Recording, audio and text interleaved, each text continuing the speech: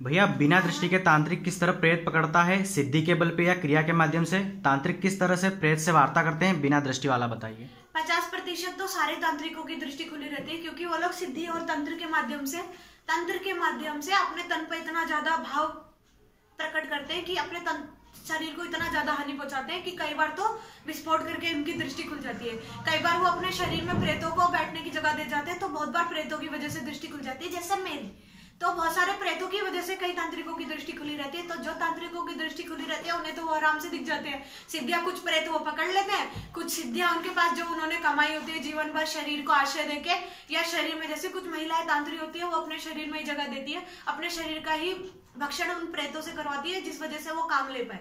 समझे? मतलब शरीर के साथ उस मलिन कार्य को करने के लिए अनुमति दे देती है बहुत सारी महिलाएं, इसलिए उनके बहुत सारे काम हो पाते हैं।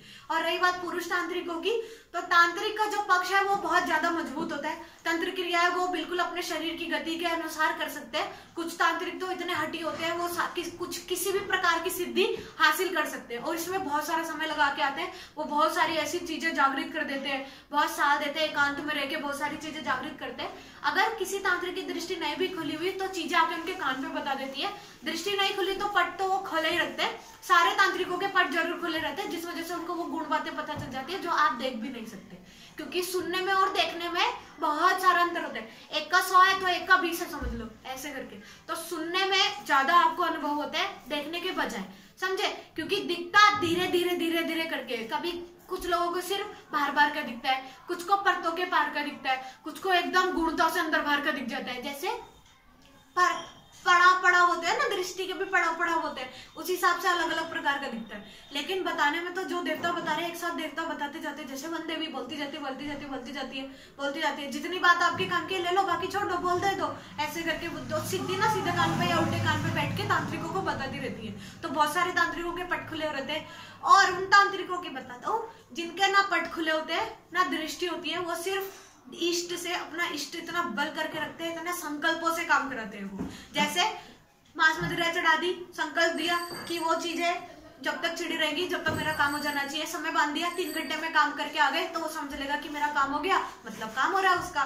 तो ऐसे संकल्प के अनुसार जो काम कराता रहता है तांत्रिक, उसको भी वो चीजें अनुभव होती रहती है। कराते कराते आदत पड़ जाती है ना, जैसे अपने बच्चे सुन लेते हैं, बाहर पड़ोसियों के बच्चे नहीं सुनते, उसी हिसाब से कि अपना बच्चा तो कर ही देगा, तो वो चीजें पालते हैं।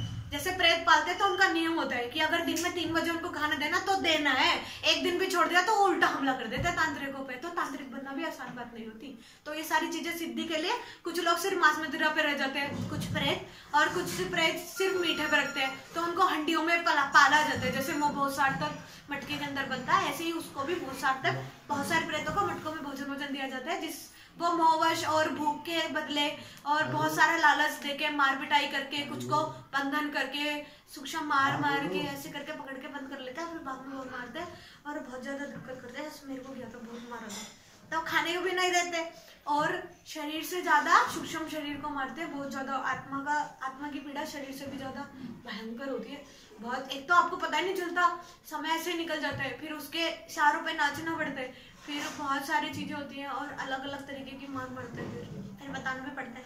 कुछ नहीं होता, लेकिन बहुत सारे लोग तांत्रिक ऐसे ही काम कराते हैं, और बहुत सारे लोग भी अपने घर में बैठ के रहते हैं। एक क्रिया बताता हूँ, एक क्रिया थी, एक आदमी था, वो बस हुक्का पीता रहता था पूरा दिन। बहुत पहले हमने देख के बताया था, मैंने एक आदमी आया था, वो हुक्का पीता रहता था अपने घर में, गाँव में रहता था, वो राजस्थान की तरफ, वो अंदर बैठ के हुक्का पीता रहता था, और हुक्के में जिसका नाम लिख के हुक्के की जो बुड़बुड़ी होती है उसमें डाल देता था, उसमें 2 घूंट मारता था, उसका वो काम हो जाता था। मतलब उसने अपना हुक्का सिद्ध कर रखा था।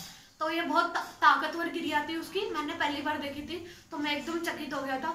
और ऐसी क्रिया भी होती है, मैं सोच के एकदम दंग रह गया। और फिर मैंने बताया था भैया को कि ऐसी ऐसी क्रिया होती है, और हम चौंक गए थे एकदम। बहुत भारी वजन वाली क्रिया थी उसकी, बुजुर्ग आदमी 50-55 साल का, और इतनी भारी क्रिया, सिर्फ हुक्के से वो आदमी का काम कर देता था।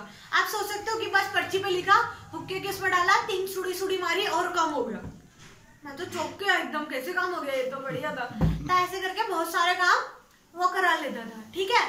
तो तांत्रिक बहुत प्रकार के होते हैं, कोई घोर तांत्रिक होता है, कोई सिर्फ तांत्रिक होता है, कोई सिर्फ छोटी मोटी चीजें जैसे प्रेम विवाह और ये सब ऐसे ऐसे काम करा पाता है, और कोई मारण तक कर देता है। तो अलग अलग सीमाएं होती है। ये अकेले काम नहीं करते, हमेशा संगठित होकर काम करते हैं। अगर एक नहीं कर पाता तो दूसरा करता है, दूसरा नहीं कर पाता तो तीसरा एक के बदले एक के बदले एक। तांत्रिक कभी भी अकेले काम नहीं कर पाता, 3 की संख्या में मिलकर ही काम कर पाते, 2 चेले और 1 मालिक, ऐसे करके तीनों की गति से। क्योंकि एक बार जो गद्दी पे बैठ गया तंत्र सिद्धि के लिए दूसरे आदमी को उठ के जाना पड़ता है, समझ गए? तो वो चीजें क्रिया होती है 1 2 3 या 4 की गति में यंत्र कवच बना के तब काम करना पड़ता है। पहले खुद को बांधना होता है और संकल्प। इसलिए बहुत सारी तांत्रिकों की मृत्यु ऐसे ही हो जाती है, बिना कुछ पता है या बिना गुप्त तरीके से। कोई खून की उल्टी करके मर जाता है, कोई एकदम से शरीर छोड़ देता है, कोई रात को सोता हुआ तो उठता ही नहीं है। ऐसे सारे तांत्रिकों की बुरी ही गति होती है जो गलत काम करते हैं।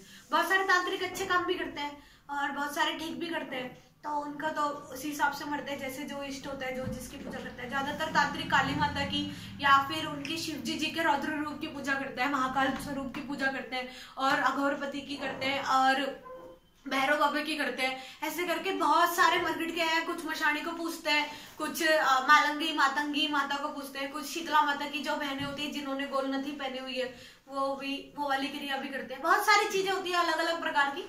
तो अभी आपको सिर्फ ये समझने की जरूरत है कि तांत्रिक लोग बिना दृष्टि के काम ऐसे करते हैं, सिर्फ अनुभव से और सुन के, ठीक है? और काम करवा करवा के उनको अनुभव होते रहते हैं, इसलिए वो काम सारा कर लेते हैं।